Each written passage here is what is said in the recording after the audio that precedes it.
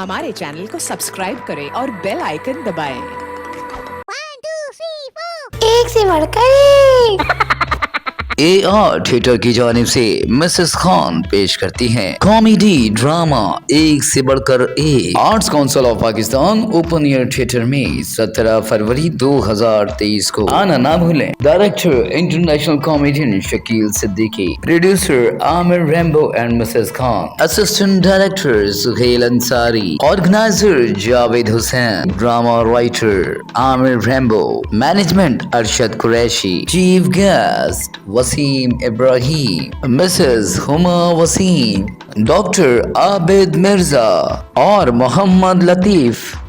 जी हाँ, इस ड्रामे में आप सबके जाने पहचाने एक से बढ़कर एक कॉमेडियंस शामिल हैं, तो आप अपनी फैमिली के साथ आइएगा जरूर। रात 9 बजे आर्ट्स काउंसिल ऑफ पाकिस्तान, जुम्मा 17 फरवरी।